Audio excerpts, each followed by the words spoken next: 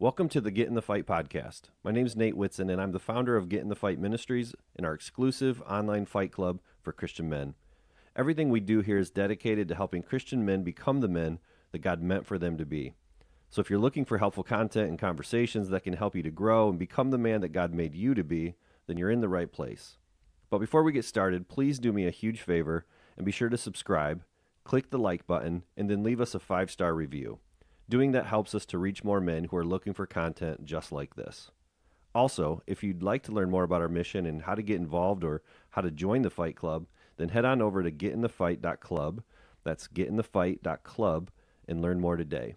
But without further ado, it's time to get in the fight. So let's go. Hey guys, welcome to the Get in the Fight podcast. I'm your host, Nate Whitson. This is a show, if you're not familiar yet with it, where we are aiming to reach Christian men who want to live bigger, better lives and just become better men in general, better husbands, better fathers, better followers of Jesus Christ.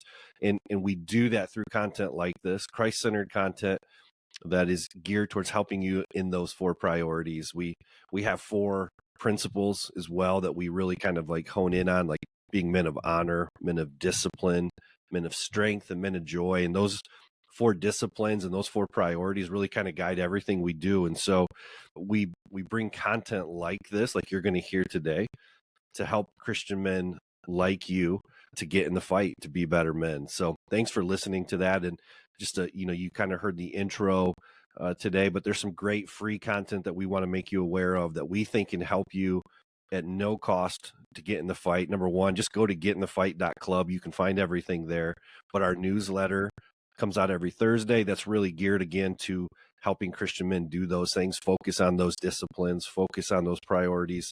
Highly recommend that to you. And then our Fight Club community is a free community where this is where we meet. Brian and I met through that Fight Club. Guys are from around the world who are gathering to just be better men and do it together at a free place like our Fight Club. So learn about that. Check that out. Some free things for you to get in the fight and help you at getinthefight.club. Today is a continuation of a series of podcasts that I do that I call Fight Club Stories. These are men that are a part of this Fight Club community I was just telling you about. And we simply talk and interview and kind of just share the stories of everyday Christian men. And if you've been a Christian a while and you've been at a church that does, testimonials or baptisms or services like that, you'll probably go like, man, those are my favorite. At least for me, those are some of my favorite church services where somebody's just telling what Jesus has done in their life and they're telling the backstory. And you're just like, man, I'm so moved by these stories. And so that's really what Fight Club stories are all about. It's just everyday men sharing their story of God's faithfulness in their life and their journey to become more like Jesus. And so this is a continuation of that. If you've missed others, again, go to wherever you listen to podcasts, subscribe to the Get in the Fight podcast and look for other stories like that. But today, I want to introduce you to my friend Brian. Brian Crass is a Fight Club member in Oklahoma. Is that right, Brian? Yep. Oklahoma. And so today we're going to learn more about Brian's story and excited to do that. So Brian, thanks for joining us. There's a lot going on in your life, which everybody's going to hear about here in just a second, but man, thanks for being here with us. Yeah, absolutely. I'm happy to be here. Yeah, man. Well, let's just do this. Like, so in the beginning, like, give us the background, like tell us a little bit about life growing up, who you are, some of the backstory here. Sure. So I grew up in a Christian home. We were in church all the time. My parents served and came to faith when I was like 5, Christmas Eve. Just asked my dad, okay, who is this Jesus guy we keep talking about? Like, who is he really? Like, why are we talking about this baby? So we went back to my dad's bedroom and he sat me down on the bed and kind of talked me through, well, he came to do this and save us from our sins. And it was kind of like all these pieces from church just clicked. And, he asked me, you want to pray and believe and accept, Jesus's gift of salvation for you? I was like, yeah, duh, like, yes. So did that and have never doubted the Lord loved me and the Lord was there since then, which is his grace to me that he's kept me in his faith through some of the difficulties I've been through. Both my parents were they kind of grew up in Christian homes that had a lot of abuse, so they were committed cycle breakers, and they had a wonderful marriage that didn't probably started out a little rocky, but by the time I was around was very, very firm, and things were great. We moved from East Texas to West Texas, lived in Midland, Texas for the oil industry. My dad was a geologist in an oil company, and things were really good till I was about 12, and 11, 12, my mom started doing some really weird stuff. And, my dad didn't really know what to do. She had always been very on top of things. She was incredibly intelligent, spoke 6 languages and valedictorian, all sorts of stuff. Very, very intelligent, and was just doing weird stuff and driving weird and starting to get a little scary. So my dad took her to some different different doctors, and ended up at a neurologist, and ended up at a specialist. And she was diagnosed with frontotemporal dementia, FTD, which is it's the same thing Bruce Willis has and currently. And the prognosis was, there's no cure, there's no, improvement. It's type of dementia. It's not Alzheimer's, but a little different. And, so I knew from the time I was 12 that my mom was going to die, and, wasn't going to be there whenever I was getting married or graduating or anything. We didn't have a timetable, but so for the next, it ended up being about 6 years. For the next 6 years, all of junior high school years, I watched my mom just slowly kind of decay away in her mind. We took away her keys pretty quickly because she got on the loop going the wrong way, turning on her roads going the wrong way. It got scary. And so, I'd always kind of been a mama's boy, sensitive, very sensitive, crying type. And so that was, it was devastating. I just remember being 12 and just bawling. And she already was her emotions kind of were dissociated from what was going on around. She was just, very kind of happy-go-lucky no matter what was happening. She couldn't understand my grandfather passed away, and her dad, and we were at her funeral, and she's like, why is everyone crying? Just wow. Dissociation from reality. And so, we struggled hugely. I have an older sister. I have a younger brother. My older sister went off to college pretty much right then when she was diagnosed. And so it was my dad and younger brother and I. And so we just kind of had to live, my friends would go over to each other's houses after high school and after school, and I'd have to go home and take care of mom. But she was in our house for about 3 years. We could take care of her. And then about the last 3 years, she was in assisted living, permanent care facility. She was younger than anybody there for like 30, 40 years. But during that time, my brother struggled hugely and really acted out in some ways. My sister kind of just didn't come home. I knew the Lord was there. I knew he was there, but I just hurt all the time. Had trouble fitting in, which I probably already would have had anyway, because I'm kind of a nerdy weirdo. But, just depression, it's just everything. Like I said, the Lord was there in a personal way. The nights when I would just be crying and crying and crying and crying, why Lord, why Lord? I would go to bed just knowing he was there, feeling his presence in my life, and knowing that he loved me, despite everything going on.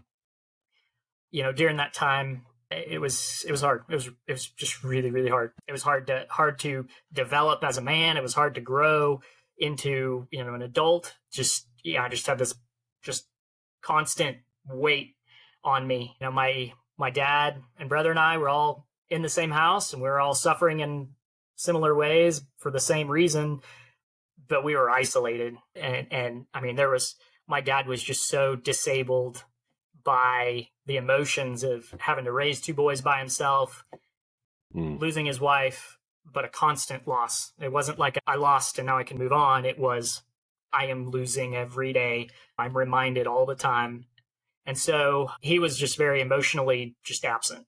He would take us and we'd do stuff, we'd go, we went hunting, we did some manly stuff. We had some 4-wheelers, but it was like very, some of those little things, but the rest of the time was just this emotional, just absence or him just kind of falling back into some of his, emotional difficulties he had growing up with his dad and yelling and just frustrations and anger. And so it was just a very emotionally chaotic house.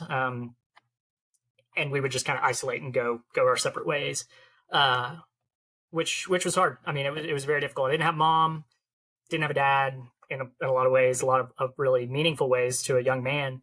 My church during this time was just amazing. It was just awesome.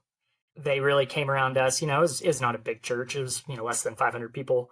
So we were known, and you know, there was never a time where I didn't have a ride to or from school.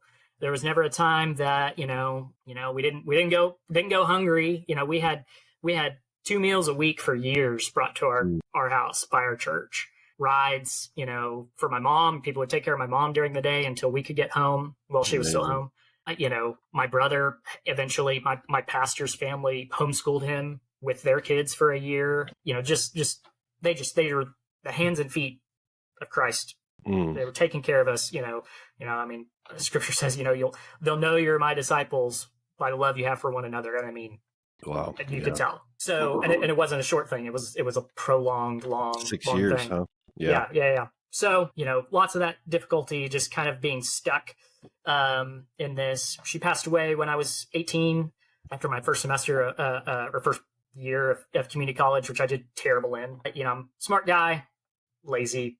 And then on top of all this, you know, the way I coped was escapism, you know, video games, you know, movies, books. Didn't really take life very seriously because I was hurting, and I just kind of did what I wanted to make myself feel better. So did really terrible. My church took me in after that semester. You know, I was doing terrible at school. My mom passed away. Kind of was, all right, I can finally heal. I can finally move on. I can finally grow. So I had a semester that they took me in, and you know, I worked for a couple different people in the church and did terrible. I mean, just, you know, I mean, did really bad. Looking back as a man now, I'm like, kind of cringe. But at the end of that, you know, after doing a really bad job on one specific thing, I got just chewed out by an adult, by one of the elders of my church in front of some people, which was great. And, you know, I went to kind of my mentor, who was a young guy. You know, I thought he was super old, and I think he was like 23, and you know, he had it all together. And I was like, all right, I'm done. You know, I got shit out by, you know, elder that I look up to. Like, how irresponsible is that? I'm just, you know, I'm done with this church. I'm done with that. And he's like, all right, you know, you can choose to do that, or you can choose to be a man and buck up and take his wisdom and move on. And I mean, it was just like, all the light bulbs went off. I was like, oh, like I have a choice to just do what I'm supposed to do and move on and buck up. Okay. And I mean, it was like from that moment on, you know, getting shoot out, you know, from that moment on, I went back to school the next semester, made straight A's, but was like, okay, I'm a man now. So now I get to do what I want. And, you know, if I'm taking care of responsibilities after that, I can do whatever I want. And so, you know, I started having some, you know, finally got a girl to be interested in me a little bit, had some bad relationships that I tried to, you know, I was in control of and I was doing and just wrecked, you know, it's huge, shameful. And, you know, the Lord has forgiven me, and the Lord has moved me past, but it's always this warning of, you know, this is what it looks like for me to do it in my power. Right. And it's bad. Yeah. It's not good. And so moved into college, met my wife. We were the first day at school at Texas Tech, comes up. Met her first day. We're the first people either of us talked to. She was from Midland. I was from Midland. Her dad knows my dad from the oil industry. And we just, you know, a couple of years apart, and had a lot of this, you know, similar friends and stuff. And I mean, I you know, I've only heard from the Lord like specifically a couple times, and that was one. It was like, this is the woman you're going to spend the rest of your life with. And it was like, okay, Lord, like, I mean, that was like the first half an hour of meeting her. It's like, okay, Lord, if that's true, then, you know, here, this is yours. Like, when I do this, it gets bad. Here it is to you. And so we grew up through school for 3 years together, and then got married and moved around a bunch, and I went to get my master's, and then started my career in East Texas, and then moved up to Oklahoma about 7.5 years ago. been up here ever since, which was unexpected. I'd only been to Oklahoma one time or something. Texas people like to be Texas people and stay in Texas. And, right. so, yeah. If you're not from that area, you at least know the Red River rivalry, and you realize those two stay apart for a reason, right? Yeah. Right. So, up in Oklahoma, and the Lord has just blessed me hugely.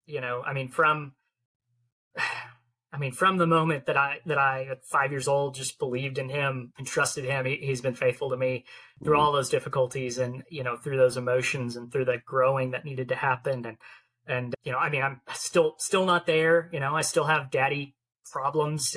Father wound heart that is not fully resolved. Where's your relationship with your dad at today? It's good. We talk frequently, a little less frequently recently, but it's good.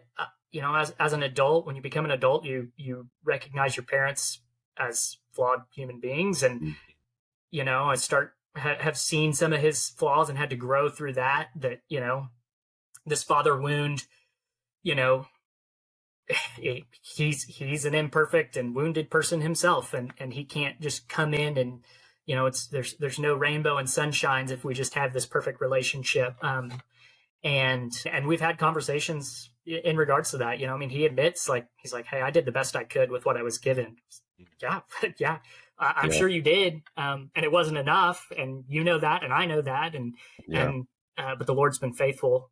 So, I'm a dad myself now, and, got 3 kids and 4th almost here. And knowing some of the things that I did not receive from my father, some of it no fault of his own, but some of it, maybe he could have done better.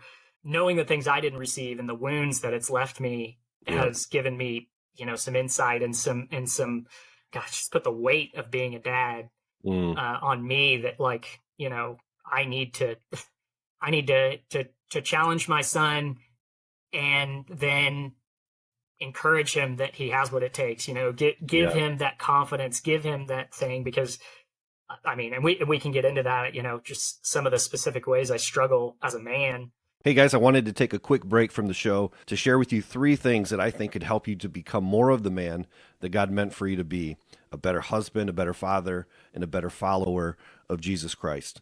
3 things, totally free, that I think can help you. Number 1 is our podcast. Hit the subscribe button, share them with a friend. That makes a big difference, not only in your life, but in somebody else that you care about as well. And it helps us to reach more men. Number 2, we do a free weekly newsletter that is short, it's concise, it deals with just 1 key question and then 3 simple action items each week that will help you to get in the fight in a really practical way. You can find that at getinthefight.club/newsletter. And then lastly, you can join our Fight Club community. This is a free private app for Christian men only, where you can talk to guys and get involved with guys' lives from all around the world who are just like you, trying to get in the fight to be better men for Christ. You get things like daily devos, weekly challenges, monthly gatherings, small groups, so much more. It's kind of like a Facebook group, but exclusively for Christian men, and it's totally awesome, and it's totally free.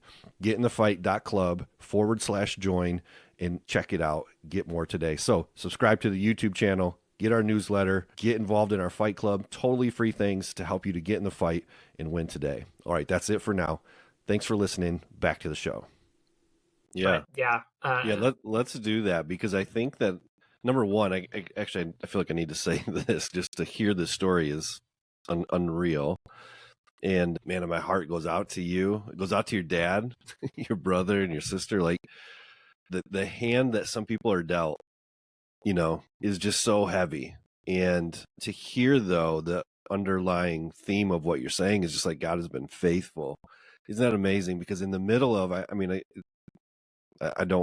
can't relate, of course, to this, but like we all can relate to pain, in seasons where it just feels like there's no sunlight ever coming back, right? And you went through such a hard moment of that, and yet on the other side of it, you are saying God is faithful and God is good. And I think that's like a really important thing for somebody who's maybe listening today and is in the middle of their own season of where they're like, this doesn't get better. Like it won't, there's no hope here. Like, what would you say to that guy who feels like you did in that season of life where it was just only darkness.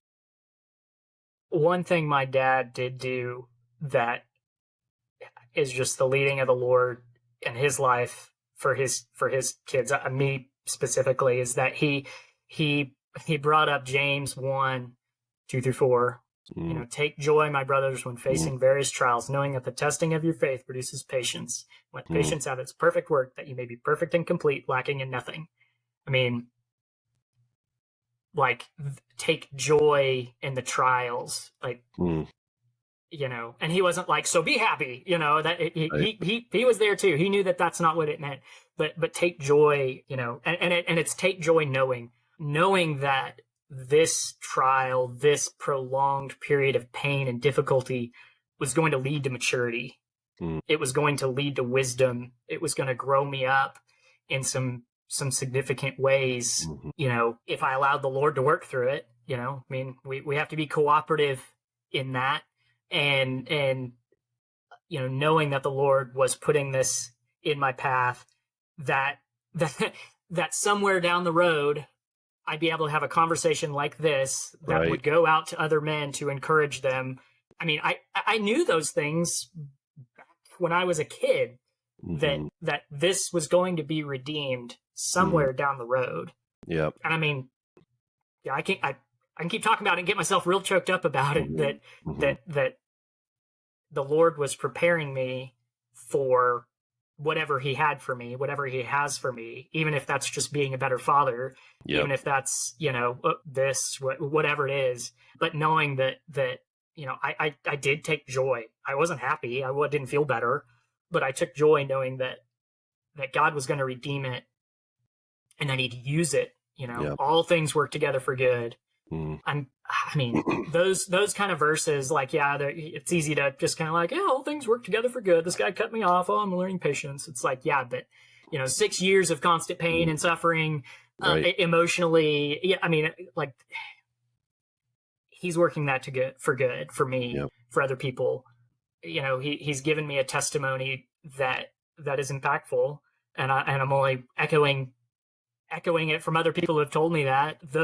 My dad bringing that into my life and hitting on that verse was huge.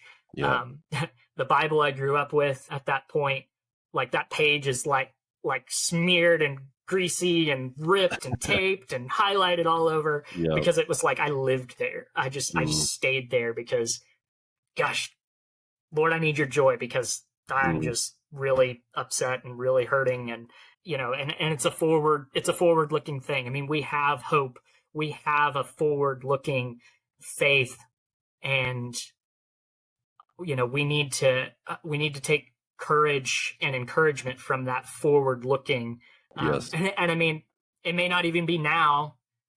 He's got work for us in eternity. And he may be preparing us now for that. My pastor loves to say, now is training time for reigning time. And I just love that. Because every little thing that is what we can look forward to is everything I'm going through now, allowing the Lord to work it in my life to mature me, to grow me, so that I can be perfect and complete. I can be lacking nothing. I can be fully equipped for whatever work he has for me. Yeah, it's so good. It really makes me think from God's perspective as a perfect heavenly Father. He cares more about the development of those things that you're mentioning from James than our happiness. Yeah. Which happiness to us is like everything, right? I just want to be happy, but you're right. Like, you've delineated really well the difference between like happiness and joy. Like, Jesus wasn't happy to endure the cross, but for joy, he did it. Right. And so, you were not happy to go through those things. Your father wasn't happy to have to lose his wife that way and take on these burdens, but you can endure it. And it seems like the appropriate word for that. And you can endure it with a future mindset, like you're saying, like, someday this will be redeemed, whether in this life or the next, And so I think that's a message for guys that's really, really really strong, that we need to hear. I want to move in, just for time's sake, a little bit to the story of you as a dad now. You've kind of, talked really well about that story, that background of how that's impacted you as a father today. Now you're a father yourself, and now you see the struggles, how hard it is. You know, I'm sure like you relate with your dad now in this stage of like, man, it's harder. You know, I bet you have moments of looking back at that stage when you were that kid, thinking about what he might have been feeling if had that been you, and all these things, right? Like this wrestling of understanding, and yet also, like you have said, like still it wasn't right. I still have to acknowledge that things weren't right. And then also take that into your home and lead your family. So like, where are you at now? And tell us a little bit about your family. And even at the recording of this right now in this moment, there is some additional things. So kind of lead us into where your family's at, and then what's coming here in the next possibly even few minutes of this recording. Yeah, really. Yeah, we weren't even sure we'd be able to do it. Right. So yeah, so I've got a 7-year-old girl, 7.5, Hannah, who is just an absolute firecracker and little redhead firecracker that just I don't know where she gets energy because my wife and I just want to sit and chill, and she's just bouncing off the walls.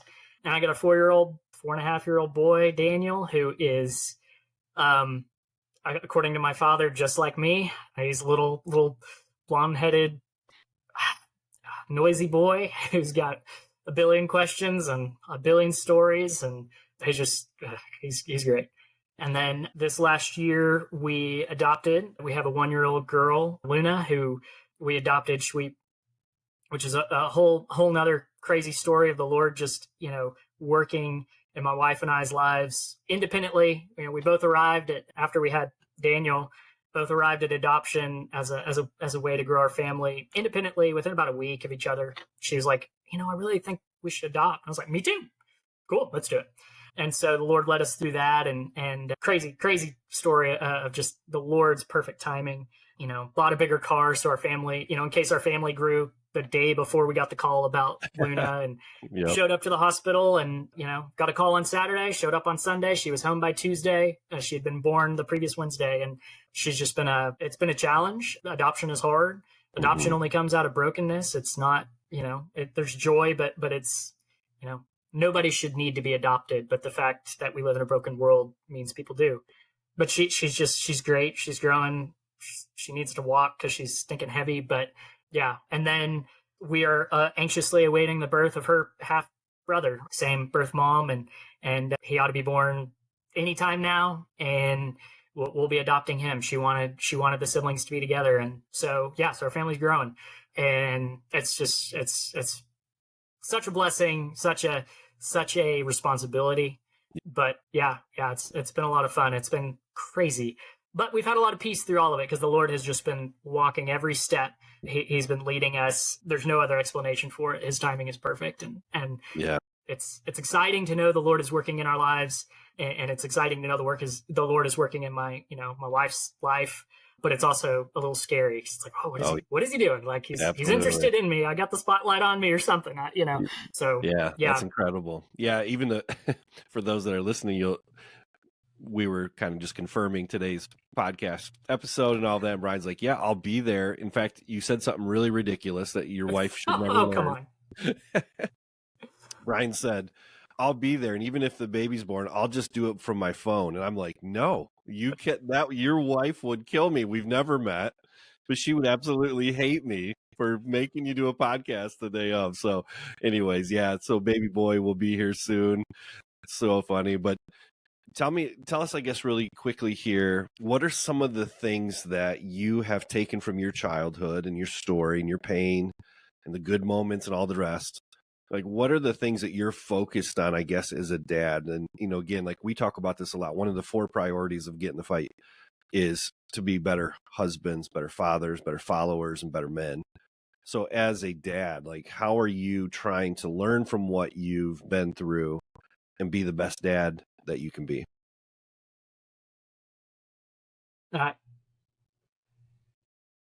So do this in story form. I did a Bible study that was, revolving around a man and his fatherhood. That's the name of a semester-long, video series, and we got to a man as a father to a boy, and we went through that series, that lesson, and I went out to my car and I just started bawling, and it was like I didn't get any of this. Mm. Nothing in here that says, this is what your son needs. This is what, sorry, dad. And I know we've had these conversations, but I didn't get any of that. I didn't know I had what it took. I didn't have any, I'm proud of you. Mm. I could do, growing up, I could do nothing right. I could do nothing good enough. I was struggling with grades, and that was a problem constantly. The things I was doing, I volunteered. I did sound crew for school and church. Soundboard for worship, and was there, consistently. Was just like never acknowledged, never encouraged, never. I'm proud of you for being, diligent in this. I didn't get that. My dad has grown a lot, and he says a lot of those things now, but in some ways it's like I'm past the point where that has the impact that it needed to have. So those are some of the father wounds that I carry, and I do not want to pass those on. My son is probably less sensitive than I was, but he's still a sensitive boy. He wakes up and comes and gets his mama snuggles every morning, and a harsh word just brings tears. And I grew up in a house where it was all harsh words. So knowing that I need to temper that, and knowing that I need to, I know I compensate with lots of love also, but I know I need to temper that quick frustration, that quick to anger. And he's 4, but even little things of just like, telling him he's strong, telling him that, letting us wrestle. Playing with him. Like my dad didn't really play with us, even when I was little. And, his dad never played with him, but playing with him and being engaged and being present, fully present, not on my phone, not waiting for, mama to come home and rescue me if I'm watching kids or whatever. But especially with my son is just, being the kind of dad I wish I had, and being the kind of dad that it takes it seriously, and all those things that a boy needs. That's, gosh, it's on my heart all the time, and I'm very, very imperfect at it. But just lathering him with love and affection, even when he's screwed up, even when he's not obeying, even when he's being a little too just lathering him with that, even after discipline, especially after discipline. Like, I'm disciplining you, but because I love you. I'm not disciplining you because I'm mad at you, because you aren't doing what I'm telling you to, and you're ruining my day, and you're messing with my schedule, and you're taking too long. Oh gosh, it's hard. It is so hard. My flesh just gets in the way. And my own insecurities gets in the way, and that's hard. What do you feel like you're doing? I guess this is where I'm going in my head. I'm thinking you can only give out of as healthy as you are individually, right? Again, thinking about your dad in that moment there, he was a broken guy, and that's what he poured out. You now are healthier and are able to pour out more health. And so I'm thinking of dads now listening to your story, feeling that same thing, man, of like, do I play with my kids? Like, that one hits me as you say that, right? Like, we're so busy as dads producing, getting home, just wanting to relax for a minute. People don't even know like how hard the day's been, right? Or whatever it is. And our kids just want you to play. Like, they don't even, they just want you to be present. They want you to speak kindly. And yet you have to have a certain health, internal strength, in yourself in order to pour out that, because you're going to pour out whatever's on the inside. And I think this was always Jesus' message, like, what's on the inside, because that's what comes out of your mouth.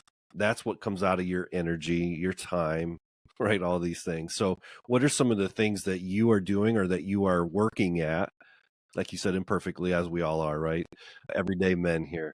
But like, what are some of the things you're working at to try to be the best dad that you can be in order to be as healthy and strong as you can be? Anything in particular come to mind? I know that a breakthrough I need to have, that the Lord is working on me, is finding my identity as his son, and seeing him not through the lens of my father, Yeah. but seeing him through what scripture says about him, seeing him through, how he was, the way he related to Christ as father.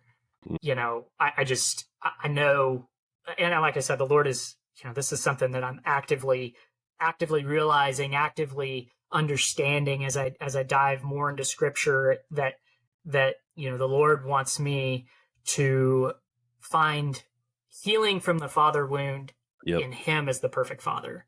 That's great. And not to be looking to my own dad to make it better, to fix the things he screwed up, or give me the things he didn't give me, but to look to him. Oh, yeah, that's hard. That's the hard. answer. I mean, that's the answer though. You're so spot on, and I didn't know where you would take that, but that's the answer. For all of us dads that have been given this privilege of doing it. There's so many times, again, like when I hear your story, when I hear you talking, I feel like, I think what a lot of us end up going is like, yeah, I'm failing at this, I fail at that, I'm no good at this. You mentioned that even earlier, like that doubt that can kind of plague us as men can cause us to be like, I'm not doing this right, and so I'm just going to back away from this because I don't want to fail. Like a lot of times men just don't do because we don't want to fail. I'm terrified of failure. Yeah, we all are, right? There's just something about, again, there's an identity issue that you're getting to. Like, we are free from the accusations of failure in Christ. And so that ought to then free us to be like, you know what? I don't have to try to be the best. I don't have to be Superman, but I do have to keep getting better. And in fact, I guess I'll just lead this kind of almost to one of the last questions for you is like, you and I connected through you wanting to join a men's online community like Fight Club, because there's something about having these conversations just like we're doing here today that spurs us on to be like, let's keep fighting. Let's be the dad that you can be, the husband that you're supposed to be, the follower of Jesus that you're supposed to be, right? What was it that, I guess, connected you to this idea of joining Fight Club, and why is that important to you to be connected with other Christian men like this?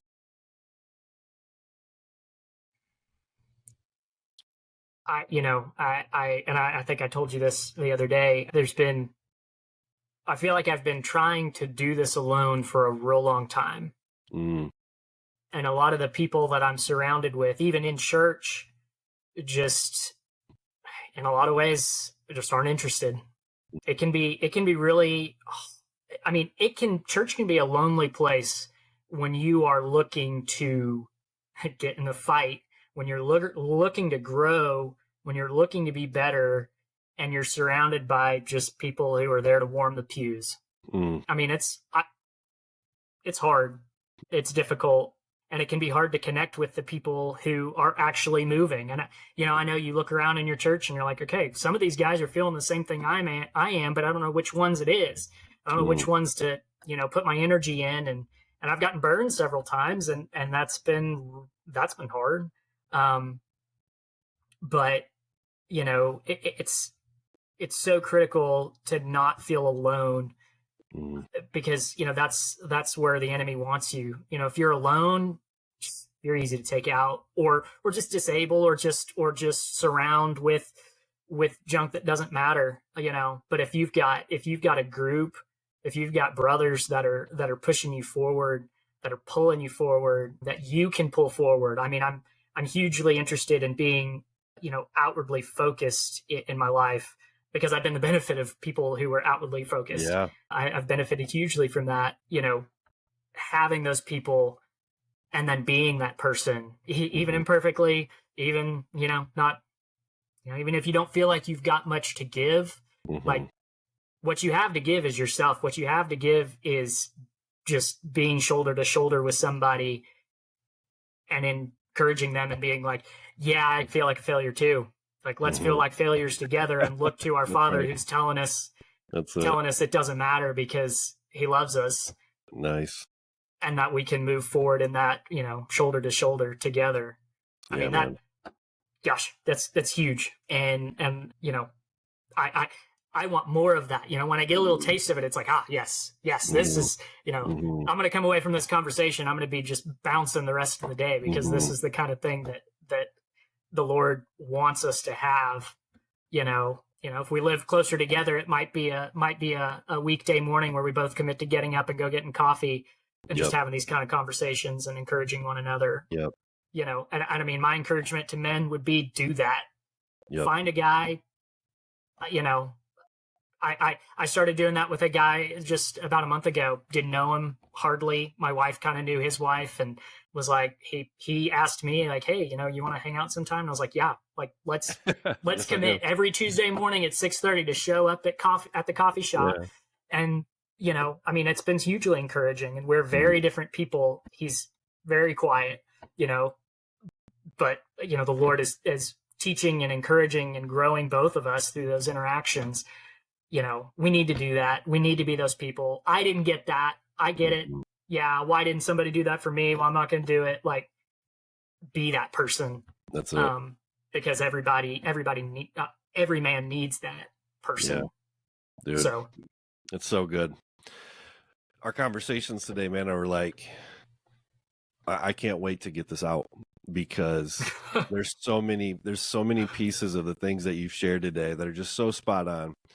Just again, the relating to pain, right? Your story might be different in the details, but men understand pain. And if you don't yet, you will, right? Life is hard. And this side of eternity, you read through the Hebrews 11 Hall of Fame, the faith chapter there. Some people live long, healthy lives and everything goes pretty sweet. And some are just riddled with pain and stories of hardship that you just can't understand. And yet God's like, I am faithful. You can trust me all the way through. Everything you mentioned about joy and how God uses pain to grow us and all these things, man, I know so many men are going to benefit from you sharing your stories. And I know there's so many more, but for time's sake here, I want to wrap up and just say, man, thank you for a testimony of pointing people to your Father who is trustworthy and good. It's so incredible. It's so awesome. I know He's so proud of you for the man that you are and are becoming, and the man that you're leading your family with. It's really inspiring to hear the story, and keep going, man. Keep fighting the good fight. It's really impressive. Thanks, man. Yeah, I appreciate the encouragement. Yes. Well, listen, for the rest of you today, thanks for listening to this story. Again, there's so many of them. Go and listen to other Fight Club stories of guys just like Brian, just kind of sharing the story. Man, all of our stories are so uniquely there, so uniquely ours, and yet they're so relatable to at so many different levels. Just like today, there's just so much to take away here. I'm going to be thinking about Brian's story here in so many different ways, I'm sure, today. And so if that's you, again, I just want to encourage you to do what Brian said, like get connected. There's some really cool free ways you can do that. Come and get to know Brian is what I would tell you. Have virtual coffee if you're not in Oklahoma with Brian. That's what Fight Club's about. You meet guys from all over the world that's just like him. They're just like, I want to be a part of something where Christian men are fighting to be more. And if that's you, if you're interested in that, it's totally free to join. Go to getinthefight.club and then click the join button, fill out an application. I'll meet with you one-on-one, give you the links, help you get set up. Super simple, but man, it's free. And then go to getinthefight.club, click on newsletter every Thursday. It's like the only newsletter you need as a Christian man, I think. It's just like helpful, practical stuff to get in the fight on a week-to-week basis. And then like the show, follow the podcast so you can keep hearing the next time these episodes come out. So all free things, man, that we just want to encourage you with. But we're so grateful for stories like yours, Brian. Thanks again for jumping on and showing us how to be a better father, how to be a better follower of Christ, man. We're grateful for your story, grateful for Christ in you. So thanks for listening, everybody. Enjoy today's show, and we'll see you in the next one real soon. Hey guys, thanks so much for being here today and listening to the show. Please be sure to head over to the website at getinthefight.club. And before you go, if you haven't already, please subscribe, click the like button, and leave us a positive 5-star review. It makes a huge difference whenever you do. Have a great day. Go get in the fight.